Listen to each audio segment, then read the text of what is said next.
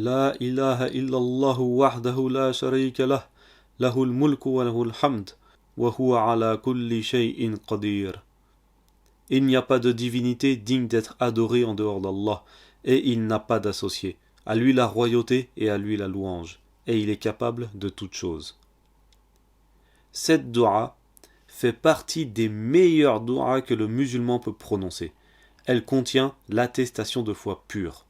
Cette parole est la meilleure parole que le musulman peut prononcer après le Coran.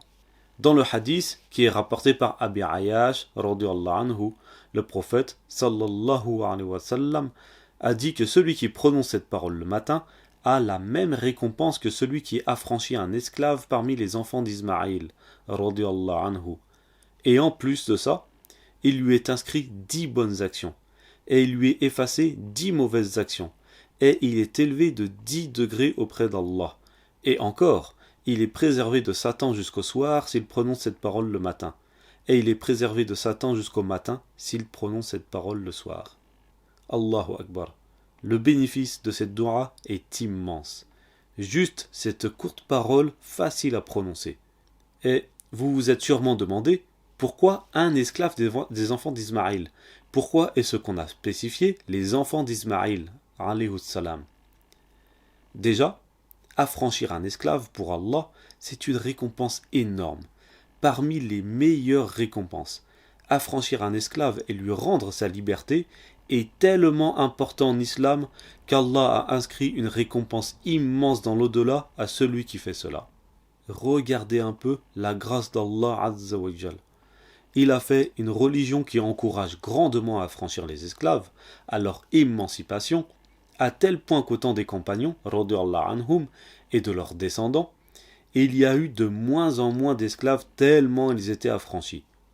Et encore, il a fait une religion avec des règles et des conditions tellement strictes sur l'esclavage, à tel point qu'il était devenu difficile de trouver des esclaves à cause de toutes les conditions à réunir pour qu'un peuple se retrouve esclave d'un autre peuple.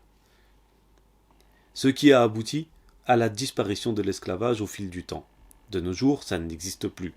Et même si dans notre monde moderne, il existe encore des rares esclaves à travers le monde, ils ont tous été réduits en esclavage en totale contradiction avec la charia, tant dans les raisons qui ont conduit à leur asservissement que dans leurs conditions de vie et dans les traitements qu'ils reçoivent.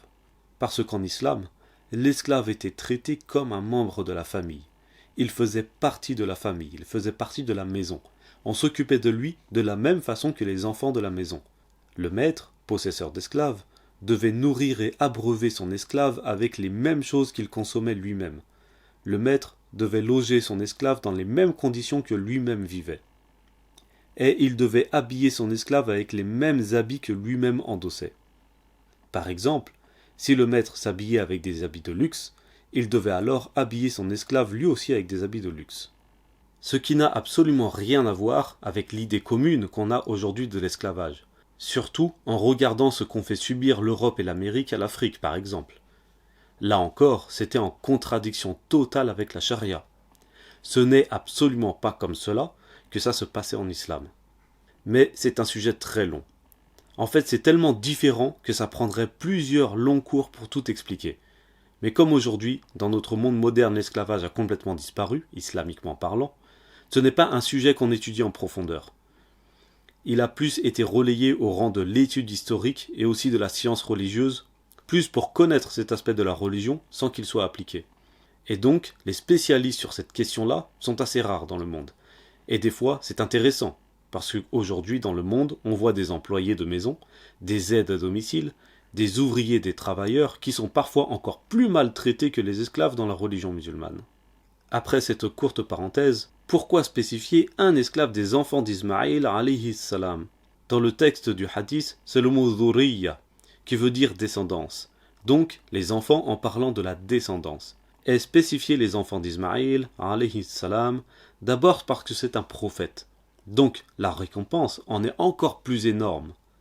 Et aussi parce qu'ils sont considérés comme les plus nobles et les meilleurs des enfants.